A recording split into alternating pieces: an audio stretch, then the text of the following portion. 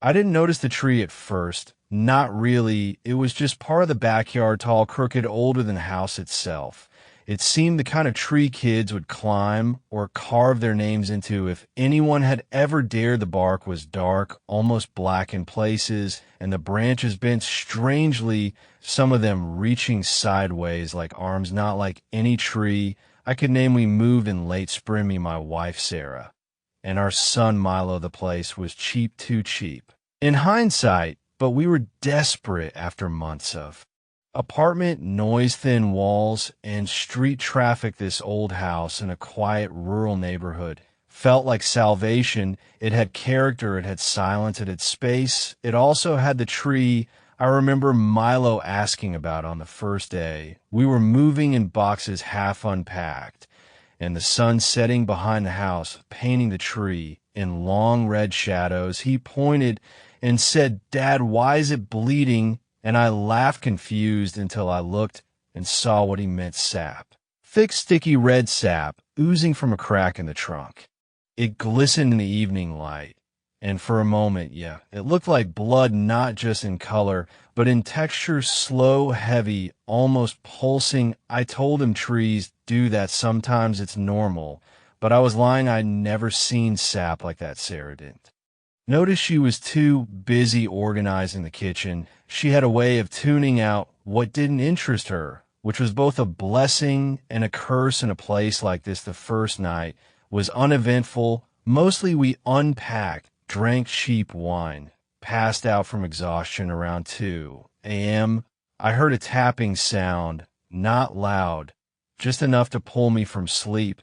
It came from the window in our bedroom. I checked, but nothing was there. No branches close enough to knock, no birds, no wind, just that silence again, thick and deep. The second night, the tapping came again, louder this time, more deliberate, like knuckles rapping against glass. I sat up and watched the window, waited, stared until my eyes burned, but still nothing. And when I opened the curtain, the yard was still. The tree stood quiet, unmoving, but I could have sworn one of its branches had changed position, not by much, just enough to make me doubt myself. In the morning, I found something on the porch, small, muddy footprints leading from the yard to the steps. They looked like a child's, but too thin, too long, and they stopped right at the door. No return prints, no drag marks, just a set of prints ending where the welcome mat began, like whoever made them had walked up and vanished. Milo was quiet at breakfast,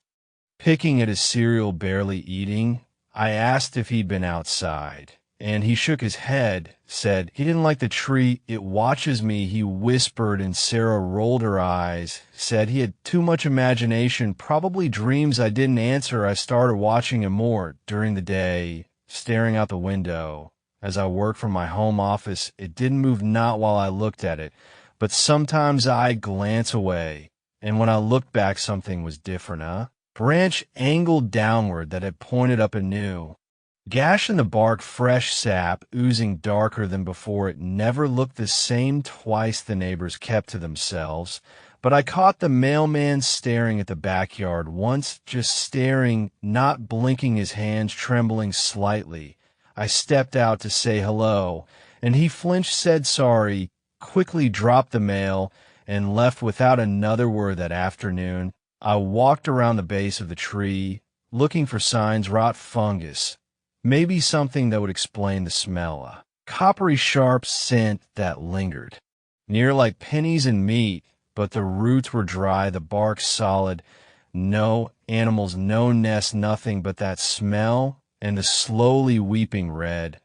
I tried cutting one of the smaller branches off with a handsaw. The moment I touched it, a jolt went through my arm like static or worse, and I dropped the saw. My palm blistered where it had touched the wood. I didn't tell Sarah. She would have said I was being dramatic. Nights got worse. The tapping grew louder, more rhythmic. Sometimes it sounded like it came from the walls or the ceiling, not just the window. Milo started sleepwalking. I found him one night, standing in the hallway, facing the back door, his hand on the knob, his mouth moving soundlessly. I carried him back to bed, his skin-cold eyes Open even as he slept, he whispered something over and over, but I couldn't make it out. I set up a camera pointing at the tree. I needed proof of something. I didn't know what, just something. The next morning, I checked the footage and watched the tree shift while the wind was still, its branches bending, writhing like they were alive, like they were reaching for the house. And at 3:11 a.m. on the dot, the camera glitched and the frame filled with static, but just before it cut out, I swear to God, I saw a figure in the branches hanging upside down, pale, thin arms stretched down toward the ground as if trying to touch it. I didn't sleep after that. Sarah was still in denial. She said maybe someone was messing with us. Maybe the tree was diseased. Maybe we needed to get out more, going to town. She didn't see the way the ground was soft around the tree, like something buried beneath. It was breathing. She didn't hear the whispers from the pipes at night, or the way the attic creaked like footsteps when no one was up there. Then came a morning. We found the dead squirrel impaled on one of the lower branches, not resting, impaled like the tree had grown through it. And there was no blood, just the same red sap dripping down its fur and the bark below it. Split into something that looked like a grin. I started dreaming of it every night, not just the tree, but what was inside it, something hollow and deep and hungry, a voice that sounded like wood cracking and wet leaves, something that said my name, like it had grown into my brain, like it had always been there waiting. I woke up once with dirt in my mouth, just a mouthful of soil, and when I spat it out, there was something small and white in it, a tooth. Not mine, not Milo's. Not Sarah's, smooth, old, too small to be human. I didn't tell anyone. I started keeping a journal, not that it helped, but it made the nights feel less endless. I wrote what I saw, what I felt. And as I write this now, the branches are closer to the house. I don't know how, but they are one. Touches the side of Milo's window. It leaves a smear of red on the glass every morning. And no matter how many times I wash it off, it returns. Something is inside the tree, something old and cruel. And it's watching us, not just at night, not just from the yard. It's in the walls and the water and our dreams. And I think it wants to grow. I kept the journal under the mattress, hidden from Sarah. She already thought I was unraveling, and maybe I was, but I needed to write it down, otherwise I forget. What was real and what wasn't. The house was doing something to me, or the tree, or both. Maybe there was no difference anymore. Milo was getting worse. He stopped sleeping through the night. He'd wake up screaming, not crying, screaming, the kind that rips through you like glass in your ears. Sometimes I'd find him curled in the corner of his room, hands over his ears, rocking, whispering to something only he could see. Sarah blamed the move, said kids adjust differently. But I could see the fear in her eyes. Now she'd started locking his window at night and pulling the blinds all the way down, and every morning we'd find the same red smear on the glass. The branch would be there too, tapping gently, even when there was no wind, just the tree slowly leaning closer inch by inch, like it was trying to get in. One morning Milo didn't come down for breakfast. We found him standing in the backyard barefoot, eyes open, not blinking, not moving, and behind him the tree stood still, but somehow it looked like it was leaning forward, like it had been to watch him. I ran out, grabbed him, carried him back. Inside, his skin was freezing, his lips slightly parted, like he'd been trying to say something. He slept for 13 hours after that. Sarah started crying in the shower every night. She thought I couldn't hear, but I did. The water couldn't cover it anymore. She said the pipes made a sound like breathing, and sometimes the air felt heavy in the kitchen, like someone was standing just behind her. The neighbors avoided us completely. Now, even the dog across the street wouldn't bark when it passed our yard. It used to growl every time. Now, it just whimpered and walked faster. I decided to dig near the tree. I don't know why. Maybe I thought I'd find bones or roots, or Something that would make it all make sense. I waited until Sarah took Milo into town, and then I started with a shovel near the base. The ground was soft, too soft for how dry the weather had been, and the smell hit me immediately thick.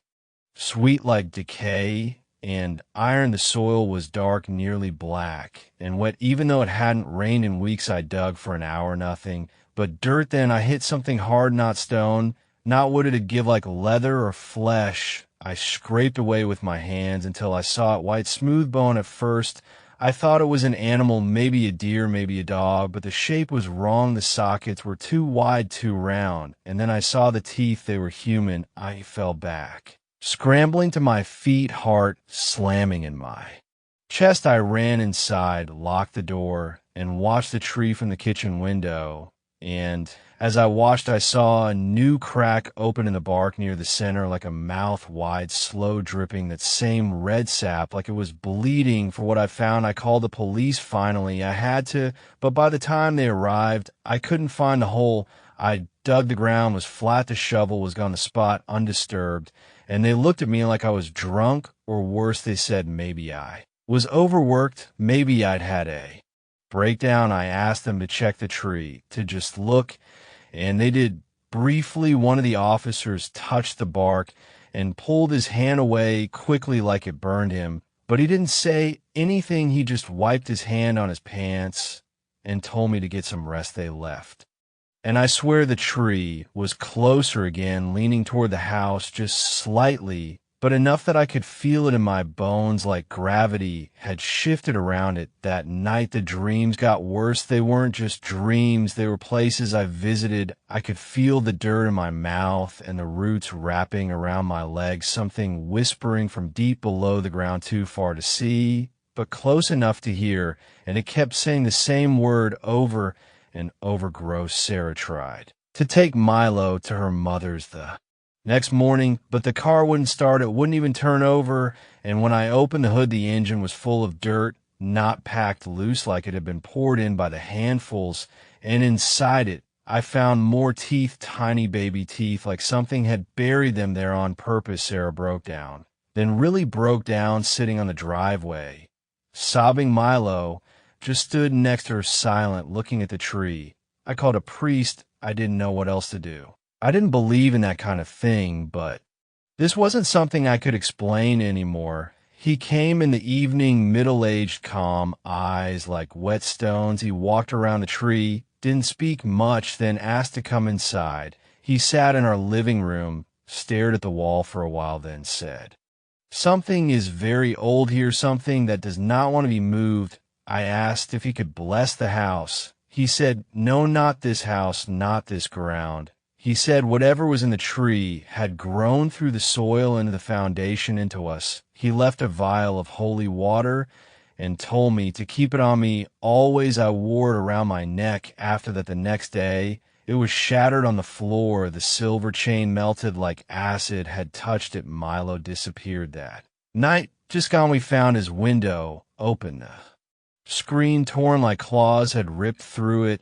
I ran outside, yelling his name, screaming into the backyard, and the tree stood silent, towering branches spread wide like arms, and I swear I saw something pale in its limbs, something that moved like it was watching me from above. We called the police again. They searched the woods, the neighborhood, nothing for hours. Then just before sunrise, he came walking up the porch steps barefoot, covered in dirt, his eyes wide and empty, his mouth hanging open. He didn't speak for 3 days. When he finally did, all he said was, "It knows your name, Daddy." And then he started crying. Sarah wanted to leave. She said we had to go, right? Then didn't care about the car, the money, the house, said she'd burn it down if she had to.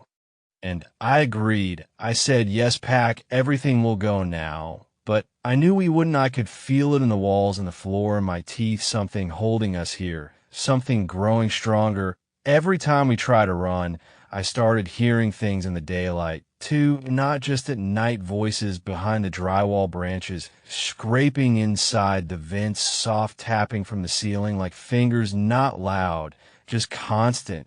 And the smell of copper never left the kitchen. I don't know what's real anymore. I see shadows in.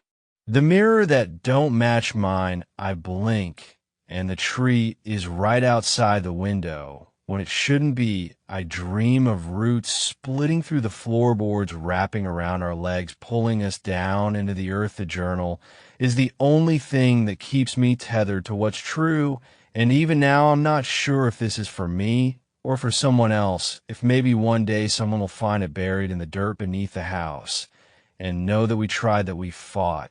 But the tree is patient, it waits, and it wants to grow. Here is part one of Bleeding Branches in the Backyard Tree, written in immersive narrative form as a confessional true account with no hashtags or unnecessary punctuation. The tone is raw and intimate, like someone speaking directly to you late at night, unable to sleep, haunted by what they've seen. I didn't notice the tree at first. Not really. It was just part of the backyard, tall, crooked, older than the house itself.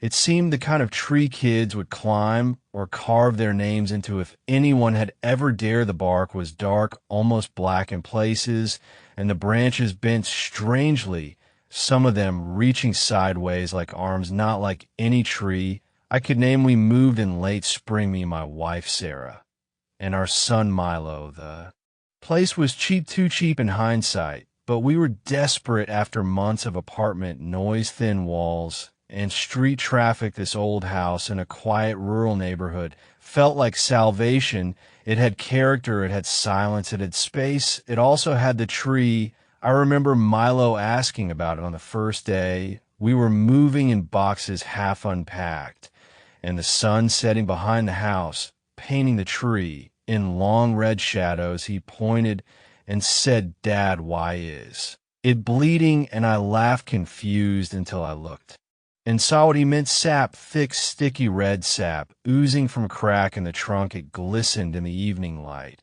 and for a moment, it looked like blood, not just in color, but in texture, slow, heavy, almost pulsing. I told him trees do that. Sometimes it's normal, but I was lying. I'd never seen sap like that. Sarah didn't notice. She was too busy organizing the kitchen. She had a way of tuning out what didn't interest her, which was both a blessing and a curse in a place like this. The first night was uneventful. Mostly we unpacked, drank cheap wine, passed out from exhaustion around 2 a.m. I heard a tapping sound, not loud, just enough to pull me from sleep. It came from the window in our bedroom. I checked, but nothing was there. No branches close enough to knock, no birds, no wind, just that silence again, thick and deep. The second night, the tapping came again, louder this time, more deliberate, like knuckles rapping against glass. I sat up and watched the window, waited, stared until my eyes burned, but still nothing. And when I opened the curtain, the yard was still. The tree stood quiet, unmoving, but I could have sworn one of its branches had changed position, not by much, just enough to make me doubt myself. In the morning, I found something on the porch, small, muddy footprints leading from the yard to the steps. They looked like a child's, but too thin, too long, and they stopped right at the door. No return prints, no drag marks, just a set of prints ending where the welcome mat began. Like whoever made them had walked up and vanished. Milo was quiet at breakfast, picking at his cereal, barely eating.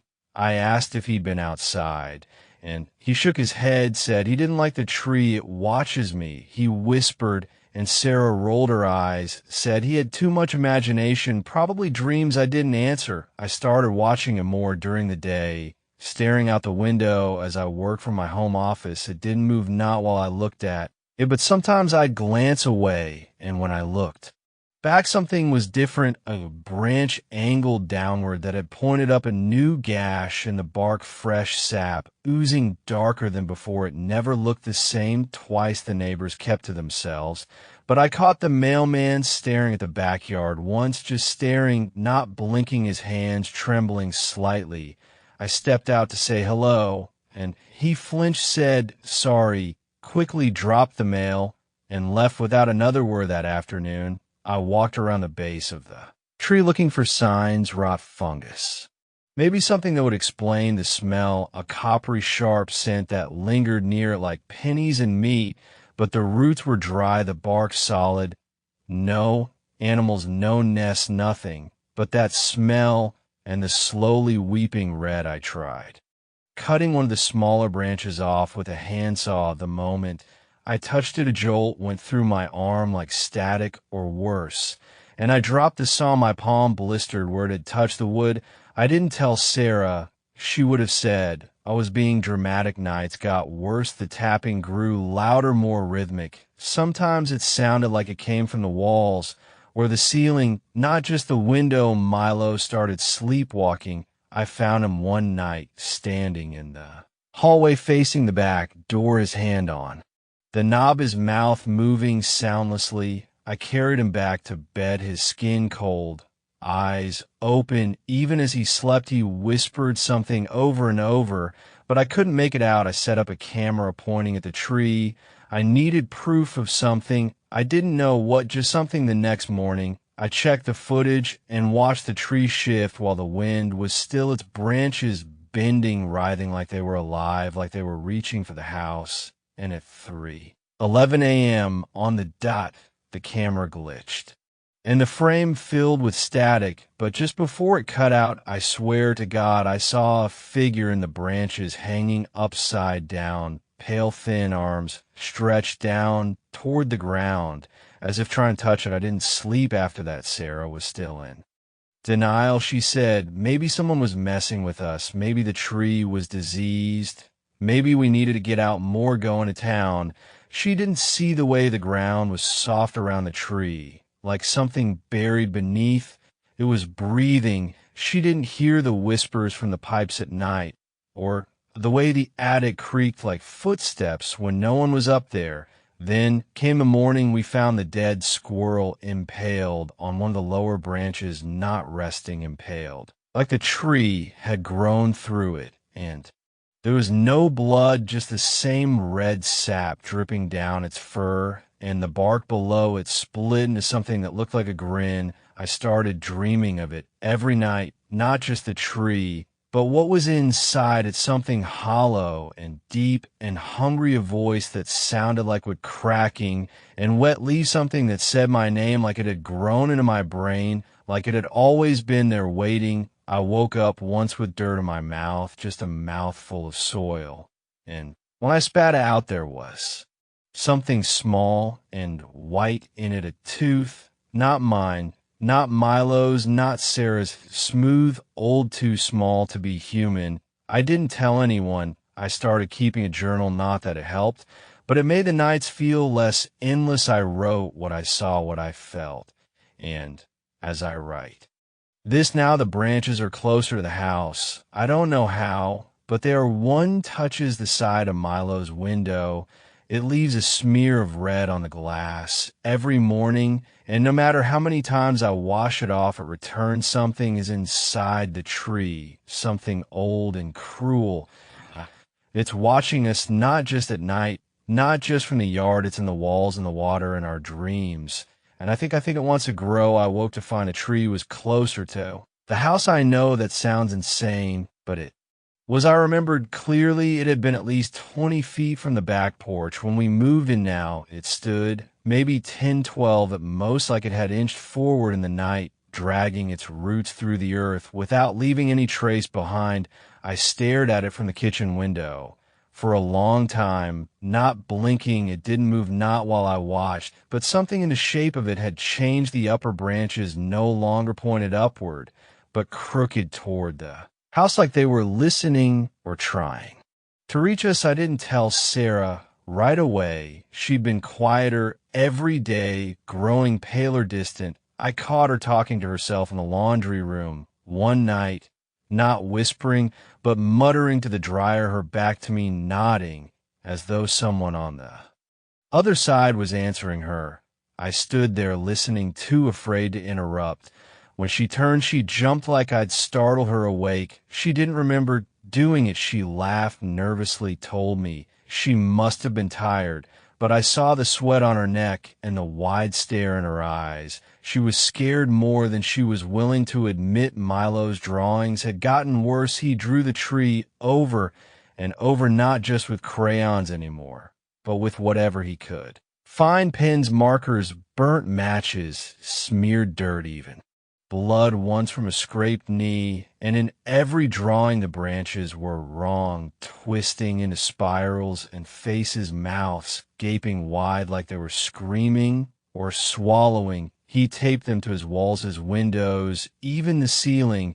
I tried taking one down, and he screamed louder than I'd ever heard a child scream. I gave it back and apologized. He didn't say a word, just returned it to its place with shaking hands. And nights were the worst. That's when the tree groaned and the wind changed direction it would come from behind the tree, blowing toward the house, even when every other tree in the neighborhood stood still and silent. Ours danced like it was laughing.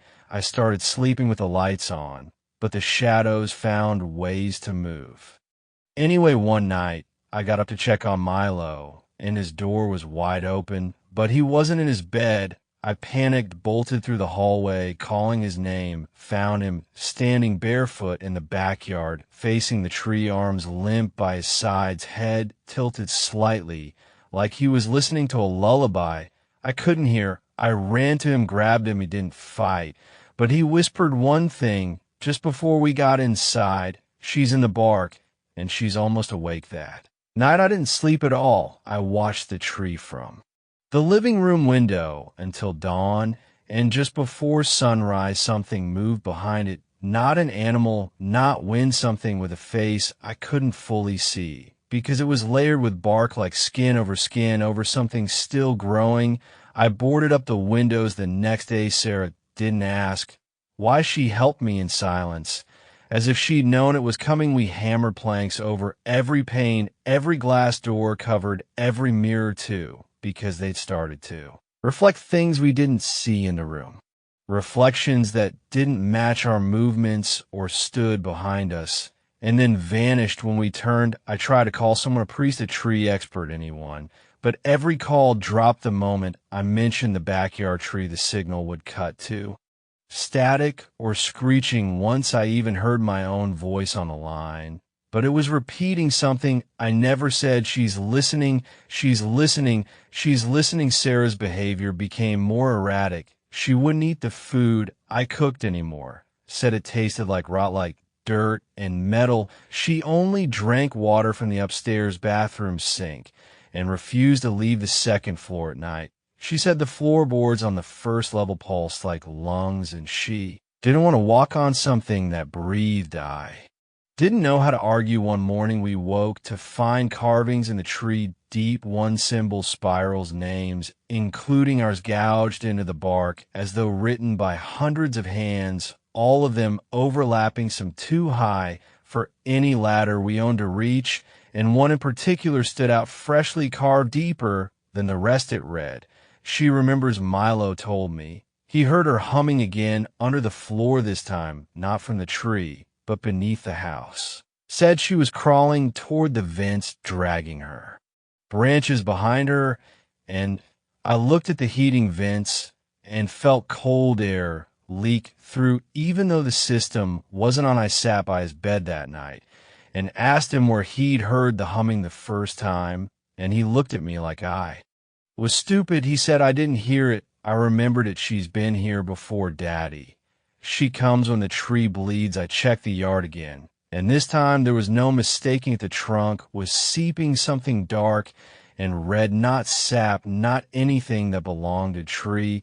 And when I touched it, my fingers came away wet and shaking, and I couldn't wash the smell off. Sarah started marking the doors with salt and ash. She said it wouldn't stop her, but it might slow her down. She wouldn't say who she was. I didn't want to ask, but I knew she meant whatever was growing inside the tree. Milo's drawings had changed again. Now they were just black scribbles in the shape of a woman, long tangled hair, eyes wide, and empty mouth open wider than should be possible, and roots pouring from her throat like veins. I found one drawing on the fridge that I hadn't seen before. It showed the house split in half, the tree growing through the center Milo, and I on one side, Sarah on the other, and in the middle was the woman, with her arms outstretched and the words soon etched over her chest. I tried to burn the drawing, and the lighter wouldn't ignite. I tried to shred it, and the paper felt like skin and wouldn't tear. I buried it instead, and when I came back inside, it was taped to the fridge again, but now the door was missing from the picture, and Milo was on the tree side. I think it's feeding on us, on our fear, our memories, our warmth. The house is colder every day, and the lights dim. Even when the bulbs are new, I sleep less than ever, and when I do, I wake with dirt under my nails and splinters in my feet. I don't remember going outside, but I think I woke up with blood on my pillow, not mine, not Sarah's, not Milo's. It was sticky dark and old, like it had soaked through from somewhere else. I flipped the pillow over and saw the imprint of a hand, long, thin fingers, too long to be human.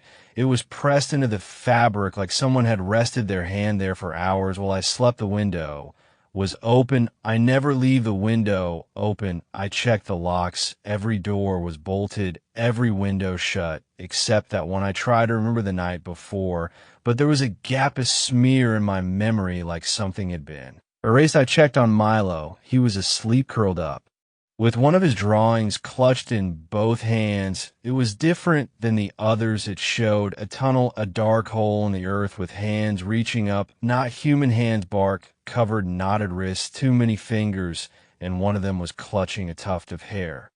Sarah hadn't slept. I found her sitting in the hallway, surrounded by salt lines and broken mirrors. Her hand were shaking, her eyes sunken like she hadn't blinked in hours. She told me she'd been counting the knocks on the wall, 3 slow, then 2 fast, then silence, then again. It repeated all night. She said it was learning the pattern of the house, learning when we slept, when we moved, where we stood. She said it didn't knock at random. It was locating us. I wanted to call someone again, police, priest, doctor, anyone, but the phones were dead. Even my cell wouldn't turn on the screens. It started to flicker like old televisions caught between channels, and sometimes for a second I saw faces in the static, not ours, outside the tree. Had bled again. This time the bark peeled in strips like skin hanging from bone, and I swear I saw a shape pressed against the trunk from the inside, like something was pushing outward against the bark, try to birth itself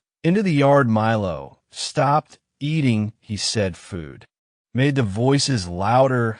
I didn't know what that meant until I tried to eat too and felt something move in my ear like a breath or a whisper. It said, "She's almost out. I haven't left the house in days. I don't know what day it is. The clocks don't tick anymore. The fridge hums like it's growling. The vents hiss with cold air, even though we turned the heat off a week ago. Sarah won't come downstairs anymore. She says the stairs are wrong now. She says they lead somewhere else. And when she tried, she saw herself at the bottom, smiling with too many teeth. I tried to go in the backyard again. I thought maybe if I cut the tree down, if I burned it, but the moment I touched the axe, the head snapped clean off in my hand. Split open, blood ran down my wrist, and the dirt drank it like it had been waiting." Milo drew another picture, this one he taped to the bathroom mirror. It was of me, but not me. The skin was stretched tight, the eyes were missing, and branches were growing out of the mouth, spiraling upward toward the ceiling. I tried to take it down, and the mirror cracked straight down the center. I looked at myself, and for a moment my reflection didn't move. I turned it, didn't it blinked when I didn't, and then it smiled. There are flies in the vents. Now they crawl out at night and line up along the ceiling, buzzing in patterns like Morse code. I recorded the sound and slowed it down. It matched the knocks Sarah heard, 3 slow, 2 fast. Then silence. Milo won't let me touch him anymore. He says my skin feels like what says my voice sounds like hers now. I tried to sleep and dreamed I was in the tree inside it, crawling through dark sap-coated hollows full of teeth and laughter, and at the center was a heartbeat made of roots, and it spoke my name over and over until I screamed myself awake. When I opened my eyes, I was outside, standing at the base of the tree, barefoot, my hands caked in dirt, nails torn, and something wet under my tongue like sap or blood. Sarah says the tree is a mouth now that it's almost finished growing, and when it opens wide enough, it'll swallow the house, not like a monster, but like a memory erasing us from the world like we were never here. I believe her Milo started drawing the house upside down, like it had sunk underground, like the roots of the tree were above it, now feeding into it. And he's added more people to his pictures, people I don't recognize, but who all have one thing in common. They're all smiling with black. Empty eyes, we hear something moving in the attic at night, pacing back and forth, dragging something heavy. We don't have an attic. The space above the ceiling doesn't exist, but we hear it. And sometimes dust falls from above like it's trying to get through. Sarah said it's rehearsing its entrance, that it wants us to be awake when it comes. Last night, I found dirt in the sink, not a little pile, like someone had emptied a shovel full, and in the middle of it was a tooth, not a human tooth, too long, too sharp, still warm, like it had been chewed out of something alive. The power went out an hour ago, not just the lights, everything, no sound, no hum from the fridge, no clocks ticking, no phone screens, just silence and the soft creak of the tree swaying. Even though there's no wind, we can't leave anymore. Every time we try, the door leads back to the same room we left. We've walked in circles around the house for hours and ended up right back in the kitchen. Milo doesn't blink anymore. He said the woman in the tree showed him what's coming. He said when the tree opens, it won't just swallow the house. It'll take the town, the sky, the people, and the photos, the memories,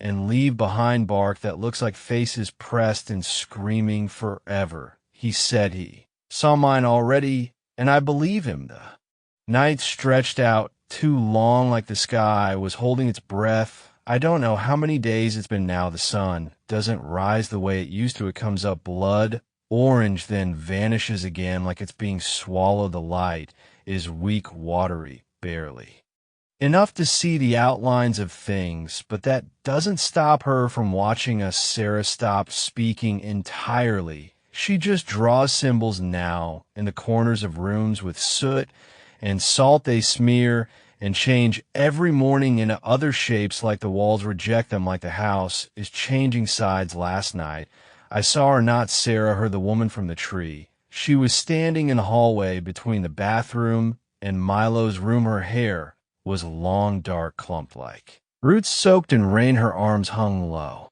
too long, like her joints had been twisted backward, and her fingers bent around the frame like she was holding it from both sides. Her face, I still don't know if she had one. It flickered every second like a bad signal. It was sometimes eyes too many, too wide, then none, sometimes a mouth that opened wider than her chest, lips peeling back like bark stripped from a tree, wet, screaming with no sound. I couldn't move. I watched as she stepped forward barefoot, but her feet didn't touch the floor, and with each step the lights behind her died. When she opened her mouth again, I heard the wind scream through the house, through every vent, every pipe, every crack and corner. It wasn't wind, it was a voice screaming my name. I blacked out. I woke in the basement. I didn't go there, not willingly, but there I was on the cement floor, fingernails packed with dirt and my mouth full of blood. I looked around and saw carvings in the concrete. Someone had gouged symbols into the floor, jagged spirals, tree limbs, faces, crying eyes, and a door, a perfect door, carved again and again, sometimes with teeth, sometimes with hands reaching through. On the far wall were dozens of drawings, all Milo's, each pinned up with nails, and in every one of them the house was different, growing thinner, darker roots crawling through the windows, through our eyes. I climbed back upstairs and found Sarah sitting on the floor, holding one of Milo's shoes, crying, not sobbing, just silent tears running down her face like she couldn't understand where she was anymore. I asked where Milo was. She looked at me and said he when as she pointed to the tree, I ran out into the yard. The branches parted like a curtain. As I approached, they groaned like ribs, cracking, and I stepped through. There was a hollow now inside the trunk wide enough for a child and deep enough that I couldn't see the bottom. It smelled like rust and something else like breath from something ancient. And starving, I heard Milo's voice echoing from below, not words, but laughter, like he was playing with someone, like he wasn't scared anymore, like he belonged. I screamed into the hollow. He didn't answer. I reached in, and something reached back. It touched my wrist, gentle, almost kind of like a cold hand of someone who missed me. And then it gripped. I yanked back and fell into the dirt, clawing at my skin. The mark. Was there a ring of black around my wrist, like bark burned into my flesh? It hasn't faded. I begged Sarah to help me get him back. She shook her head, said, we can't take from the tree. Once it's chosen, it doesn't get back. It only grows. I asked her how she knew that, and she looked at me with dead eyes and said, because it took me once too. That's when she showed me the scar, the same ring around her ankle, black bark like skin. She said she got out, but not all of her. She said something stayed behind, and now it's calling. The rest of her homey air in the house has changed now. It's thick like syrup. It hums when we breathe. The walls are soft too. The touch like they're swelling with something waiting to be born. I see her everywhere now. The woman in reflections in corners, just past my vision. Every window shows her tree, not the backyard, but a forest made of her limbs branching into houses, into people. I found a photo album that wasn't ours under the bed. Every page had strangers' faces twisted by bark smiles, too wide, blood running like sap from their eyes. And at the very end, a photo of our house split down the center and the tree rising through it with Milo's hand pressed against the window looking out. But his eyes weren't his. They were empty, dark, full of roots. The phone rang yesterday. It hasn't in weeks. I picked it up and heard a voice say, he's growing beautifully. Then silence. The water from the tap runs red. Now, not all the time, just at night, and only from the upstairs bathroom, where Sarah says she hears Milo humming in the pipes. We stop sleeping. We don't eat anymore. We just wait for her to open the last door, wait for the house to break, and half wait for the roots to reach us completely. Tonight, I found Sarah in the living room, rocking back and forth, holding something wrapped in cloth. She wouldn't let me see, said it was a piece of Milo that the tree gave back, said it meant he was happy now, said it was proof he'd accepted his new home. I unwrapped it when she fell asleep. It was a tooth, not a baby tooth, something else, too long, too dark. Still warm, it twitched in my palm. I think I'm forgetting who I was. I can't remember my mother's voice or the smell of my old apartment or what music sounds like. All I hear is the wind through the tree, through the floorboards, through the vent in the hallway, where something breathes and taps and taps and taps, three slow, too fast, then silence. Then it begins again.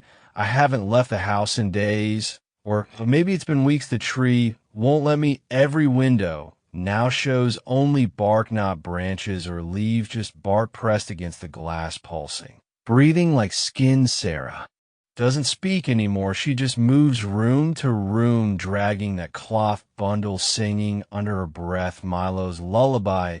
Only it's not the one I remember. It ends wrong, like it keeps going down, down into notes that don't exist. I tried to leave once, walked to the front door, and open it on the other side was the basement. I close it, open it again, still the basement. The third time, it was the hollow inside the tree. I stopped trying. The taps have gotten louder, not just in the walls now. They come from the chimney, from under the floor, from inside my teeth. I bit down on a spoon yesterday and heard something scream through the metal into my bones. I keep dreaming in black and red, not asleep, just eyes open, still breathing, still awake, but dreaming. I see a forest made of arms and torsos stretched and strung together like roots. I walk between them barefoot, and the earth is warm and wet like flesh. Milo is always ahead of me, just out of reach. And the woman, the one with no face, she waits at the center, her arms bend upward into the sky, like the tree itself is growing from her back. She never speaks, but I understand she's older than the house, older than the land, older than the idea of safety. She was buried to keep her quiet, but someone planted over her, someone gave her a door, and Milo opened it last night. The bleeding started again. Not me, the walls. I watched sap drip from the ceiling, thick and black like oil mixed with blood. It smelled like earth and rot and something metallic. I followed it down the stairs where the basement door stood open, waiting. The stairs didn't creak. They pulsed under my feet. I walked into the dark, no flashlight, no light at all. Still, I saw everything the carvings had. Changed, no more symbols. Now they were names, hundreds, all carved by hand over and over the same. Dozen names, mine, Sarah's, Milo's. Then new ones, some scratched out, some rewritten. Then a fresh one, Sarah's name again, but this time followed by the word returned, and beside it Milo. Accepted, and beneath both me. Rooting the floor was warm and soft. I looked down and realized I wasn't standing on concrete anymore, but on flesh stitched together with black vines, and in the center of the room the tree had broken through. Its trunk cracked the floor wide open. It grew down, not up, and the branches spread through the ceiling, through the pipes, through the veins of the house. From the center hung something, a bundle wrapped in a sheet. I knew before I touched it, it was Milo, but not like.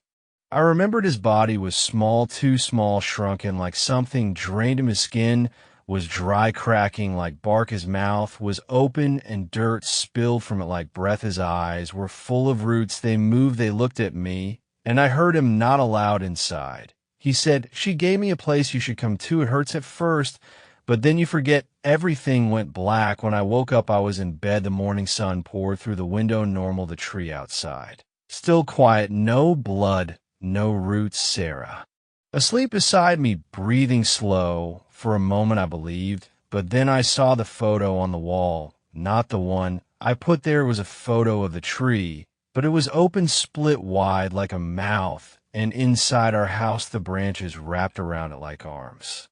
And in one window my face, but it was wrong, twisted bark over the skin, and behind the eyes where I blinked, and it was gone. I walked through the house, and everything was fine, normal, but I knew it let me out, but only the part it didn't want to rest is still in the tree, still feeding, it's still growing. I don't know who else sees it, but if you move here, if you stand near that backyard long enough, you'll hear it too, the bleeding, the whispering, and if you listen too closely, you'll start a dream in black and red. And soon you'll forget the sound of your own voice. You'll only hear her screaming through the branches, singing lullabies that end wrong. And when the tree finally splits open, when the door appears, you won't run, you'll step inside, and the roots will welcome you home.